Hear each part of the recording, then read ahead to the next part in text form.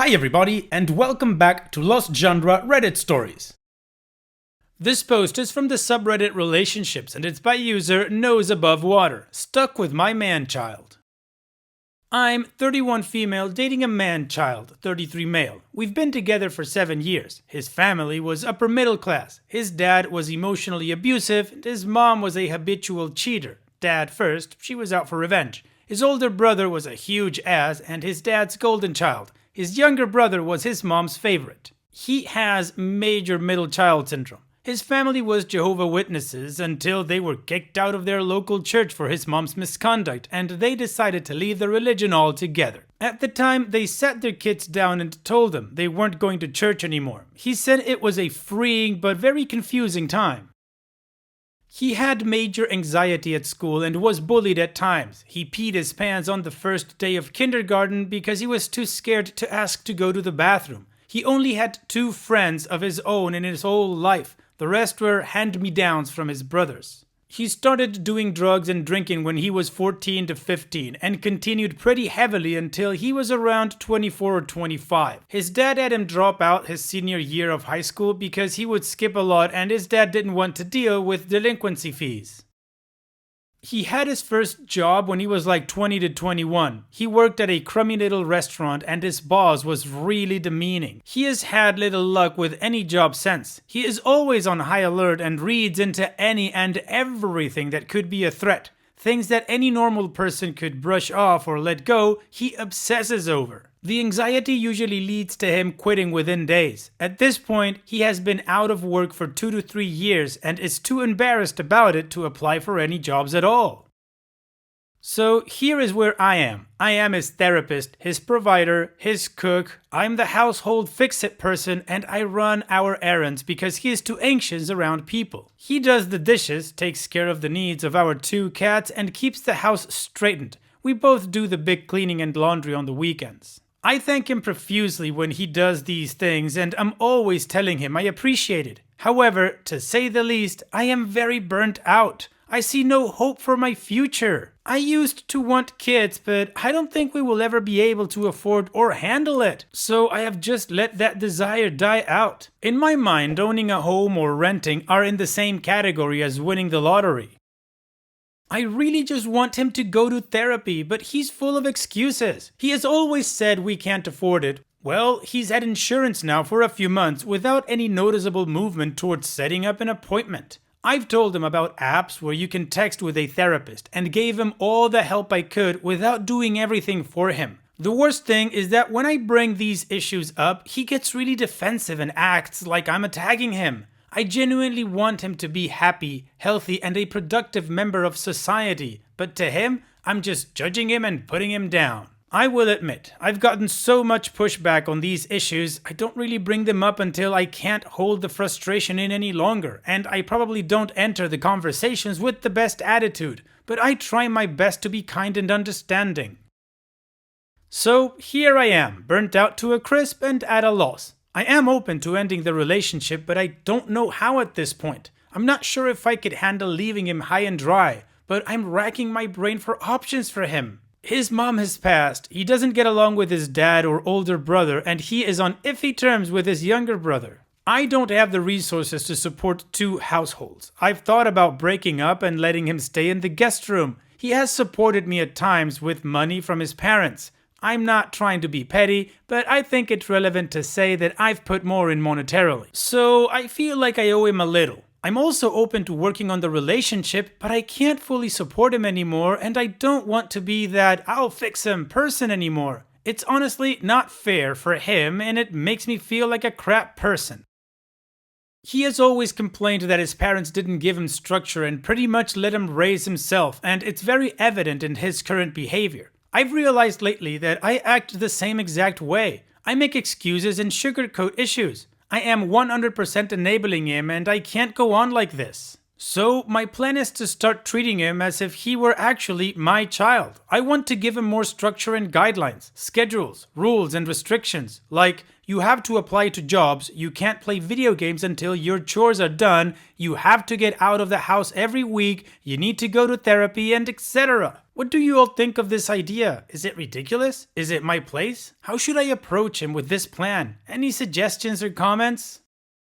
Well, OP, in my opinion, your idea is really bad. He's supposed to be your partner and your equal. That's a balanced relationship, not somebody that you have to keep pushing or that you need to treat like if it was your child. You're 7 years in. Of course, this is not gonna get any better because, like you say, you keep enabling him, and you do so and you don't get in an argument anymore because he shut you down so many times. He's basically beat you to submission in this sense that you just need to accept him how he is. Well, the truth is, OP, that you don't have to accept it. You just need to build up the courage and the strength to get up and leave this relationship. Actions speak louder than words. He complains that his parents didn't give him structure, yet he doesn't do anything to try to get any structure. And you said so yourself. He's not looking to get any help from anybody. He's just coasting at this point. You're burnt out, you're drained, you don't need to go through this, so you should just leave. And what do you guys think? What is your advice for OP, or what would you do if you were in her shoes? Let me know in the comment section, and now let's move on to the community comments to see what they said. Deleted says, it sounds like you have presented helpful solutions to him in terms of helping him because you want what's best for him. I think you need to be more honest with him and present your options to him as what's best for you. You need him to go to therapy so he can be a better partner to you. You need him to learn coping mechanisms for his anxiety so some of the load can be taken off of you. These things are so important to you that if he can't do them, you can't stay. His issues are making you suffer, and if he's not going to help himself, then you can't help him anymore either. It doesn't matter if he's defensive. Let him be defensive. You have to stand up for your right to live a good life. And OP responds, I know it sounds pathetic, but I haven't really thought of it that way before. I have definitely said things like it's hard for me to have such a heavy burden, and he agrees with me, but I don't know if I've really shared just how much it weighs on me. It's so much pressure to be his only emotional, financial, and social support. Billowing Flags says, playing mommy to his overgrown teen son is going to do wonders for your sex life. 1. You've given him 7 years of your life. 2. He hasn't worked in over 5 of them. We are correct in assuming he's mooching off of you, right? 3. Why haven't you left him? You're not in a partnership relationship with another adult working towards mutual goals, which is the purpose of dating and relationships. You're already his mommy. 4. Are you afraid to leave because you're afraid you will have wasted 7 years? Guess what? They've already been wasted. The only thing worse than wasting 7 years on a going nowhere relationship is wasting 8 years on it. 5. When you finally learn the lesson, you'll leave. Officer Blues says, you know, I had a friend in a very similar situation as yours, but he hasn't had a job in 15 years. He's been slowly mistreating his wife further and further throughout the years, to the point that I haven't talked to him in over 2 years because I feel bad for how he treats his wife. He was always going to be a nobody piece of crap, but he dragged his wife with him. She could have had a brilliant career, but he kept making petty crap up and she kept enabling him. They drowned in debt. You might still have some time. Your boyfriend is not going to get out of this crap. Please let him F off on his own and go enjoy whatever life you have left. Don't waste yourself on him. Additional information from OP's comments. I claim him as a dependent on my taxes. I know. He does have a desire to change, but I don't think he believes he can, so he puts in minimal effort. I know all of it sounds effing stupid, but I honestly don't know how to break up with him. My empathy always gets in the way. Yeah, I need therapy too. I don't know how to get over my own guilt trips. Like, it's easy to say that he's taking advantage of me and he's not my responsibility, but it's harder to act on it. He is very good at playing the victim. I know I really need to get more serious about taking care of my own issues. Well, the community was more in the line of, you need to let go of this guy, and one person was, maybe you should help him out a little bit more. However, if you ask me, I think the second commenter is the one that actually had the right advice. So now let's move on to the update to see what OP ended up doing and how this story ends. I effing did it! It took me 4 months and all the power I had in me, but I did it. I had to hurt his feelings. I had to be honest. I had to put my foot down and stand by my guns. I had to risk my own safety and security. I had to sleep on a couch for a couple of weeks. He pulled out all the stops and used every tactic in his playbook, but he didn't effing win, and at the end of it all, I have my peace, joy, freedom, independence, and most of all, my identity back. I never thought I would get here. I never imagined a life free from him. He's gone and blocked and doesn't have any power over me anymore. And guess effing what? He's just fine. Now, for those of you interested in the details, here's how it all went down. So, we had been fighting non-stop for a week, talking about breaking up and our future and everything in between. Things were getting really overwhelming and I had to leave the house. I went to my sister's house to vent. I explained the situation to her and for the millionth time, she listened patiently and encouraged me to leave him. She said, "I'll go to your house and get your stuff." I sat there thinking that this could be the moment I've been waiting for, or it could be the moment I chicken out. I said, "Okay, let's do that." I wrote him a goodbye letter and gave her a list of things I need. As she was about to leave, I decided I should go along with her. I didn't want to miss out on the experience and it felt too easy. So we went back to my house and got my stuff. He was freaking out a little bit, but I was firm in my decision. I went to my sister's and told him he needed to decide what he wanted to do and that he could stay at the house for a little bit, but I wanted it back eventually. The next time I see him, he already had a place to stay and the means to get there. He had completely healed all of his broken family bonds. All my worries were for naught. But alas, there's about a week and a half of him dragging his feet. A lot of harassment and self-harm threats. I made the mistake of spending a night in separate beds, and he kept me up all night. I completely greystoned him and left as soon as I could in the morning. Then, one day, I got a text from him that he was in the ER. I drove down there just to find out he was getting a stomachache checked out. He neglected to tell me this until he got the satisfaction of me jumping to support him yet again. I left immediately. The next day, he told me that he scheduled an endoscopy for the first week of November. I tell him he can stay for that, but that it doesn't mean anything.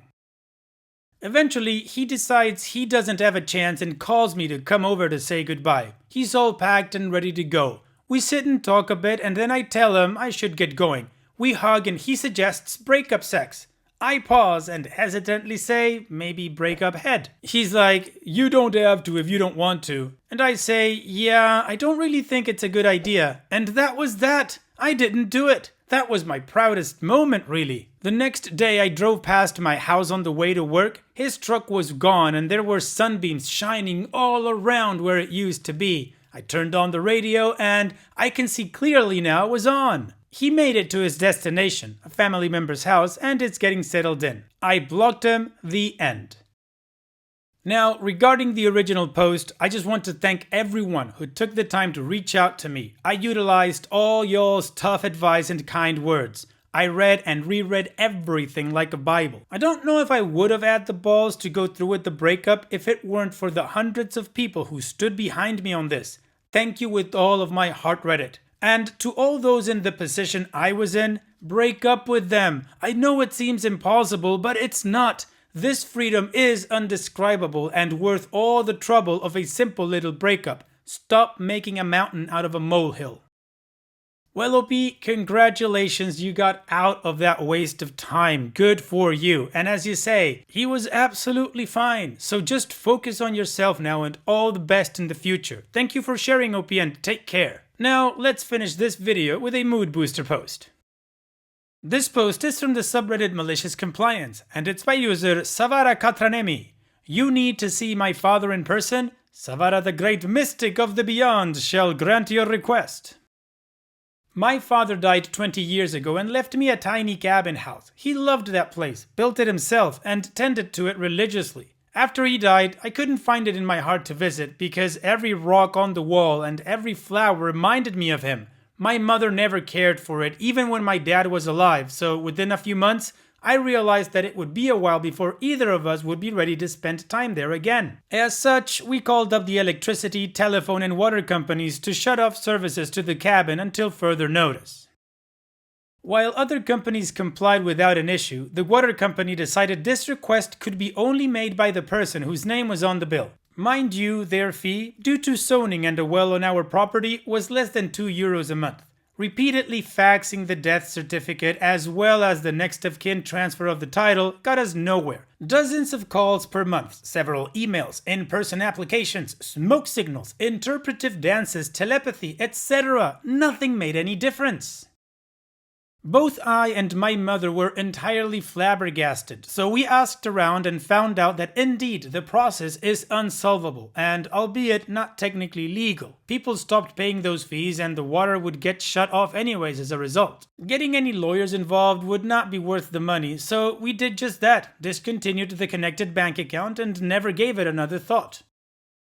2 weeks ago, while at my family's house, I got a call from the water company. They were closing inactive accounts at the 20-year mark, and my father's cabin was up. They did, however, tell me that 1. There was a pending sum of €11.93 to be paid for the account to be closed, and 2. The account owners themselves had to make the application to close the account. Once again, I mentioned the whole "you know he's dead" spiel and was passed over to a supervisor. But in a reminiscing demonstration of absolute absent-mindedness and stupidity, the response I got was, "Unfortunately, they have to show up in person, as we need a paper copy for accounts older than X years, otherwise we can't proceed."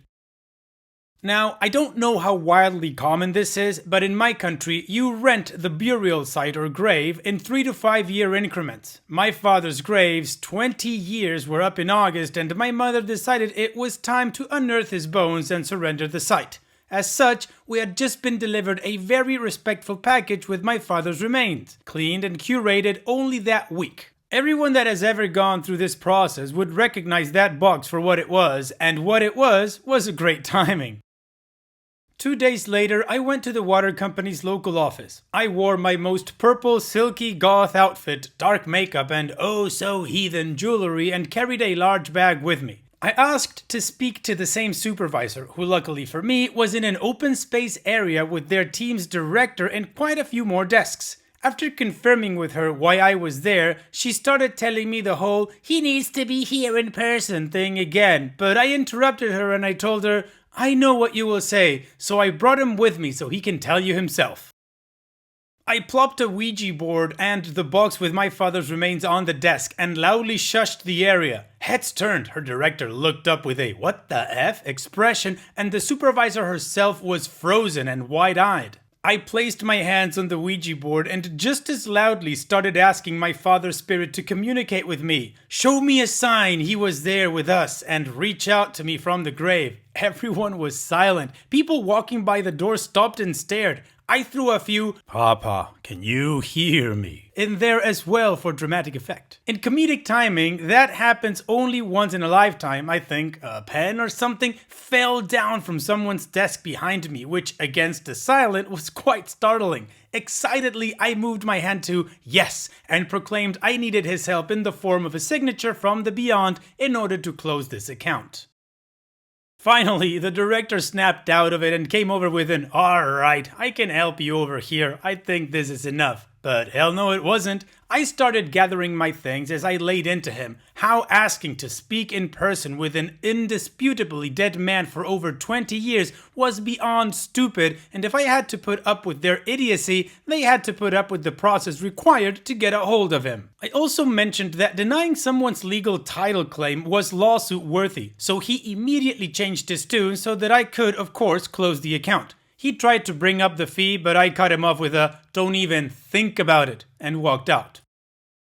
It's still early, but so far there has been radio silence. My mother thanked me for handling it, but when I suggested she should write to someone higher up about this, she just said, "Meh, not worth it, it's over now." What a missed opportunity for a "water under the bridge" comment. Wow, I've read a lot of cool and awesome malicious compliance posts, but this one is definitely up there with the best. Thank you so much for sharing. And it's that time that we've reached the end of the video. I hope you enjoyed today's stories. I really did enjoy reading them to you. So if you did, then don't be shy and go ahead and give the video a like. And don't forget to subscribe or even share this video with people that you might think will enjoy my storytelling. Also, if you have the time, go down to the video description and check out all the links I have for you, from our Discord community to my channel merch. And finally, I'd like to say thank you for watching. It really means a lot to me that you enjoy my videos. And having said all that, I'll see you guys in the next video.